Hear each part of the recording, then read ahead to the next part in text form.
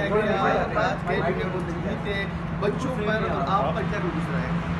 आज उनको पेश किया है 24 घंटे के बाद और एक FIR सामने आई है जिसमें कहा गया है कि उन्होंने कोई 50 लाख रुपए कोई रिश्वत दी है और दफात जो है वो 406 लगाई है और 506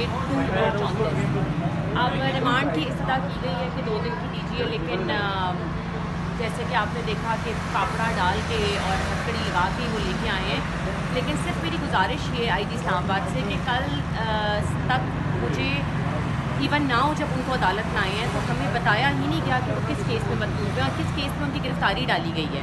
तो वो FIR अभी उन्होंने DC की और अभी बताया है कि ये केस रिश्वत लेने देने या करप्शन का है और ऐसा मेरी आंखों के सामने मैं हल्फन कहती हूँ अल्लाह को हाजिर नाजिर जानकर कि ये FIR बिल्कुल बेबुनियाद है, ऐसा कुछ नहीं हुआ है।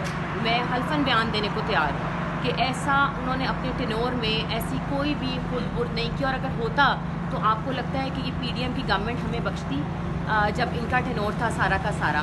और मेरी IG इस्लामाबाद से बहुत मेरा शिकवा है कि मेरी बच्चियाँ और मैं जिस दुख और दर्द से गुजरे हैं इस 24 घंटे के टाइम पीरियड में, ये सिर्फ मैं जानती हूँ और मेरा अल्लाह जानता है।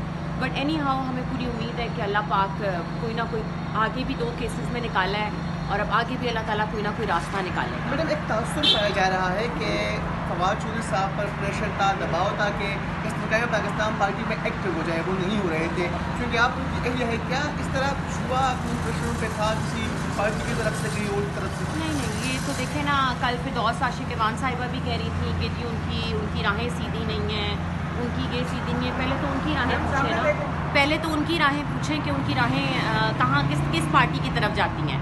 जिसकी हुकूमत आती है वो उस तरफ चली जाती हैं, जिसके साथ पार्टी बननी होती है वो उस तरफ चली जाती हैं। बेहतर यही है कि इस वक्त हम लोग एक दुख दर्द और एक अजीब सी कैफियत में मुब्तला हैं। तो प्लीज़ इस तरह के कमेंट्स सोशल मीडिया के ऊपर भी बहुत से ट्रोलर्स बैठे हैं जो कि कह रहे हैं कि जी ये हो गया वो हो गया। ये हम ही जानते हैं कि जिस सिचुएशन से मैं गुज़र रही हूँ और मेरी बच्चियाँ गुज़र रही हैं, और उम्मीद यही है कि अल्लाह पाक कोई ना कोई इंशाल्लाह रास्ता निकाले। Thank you.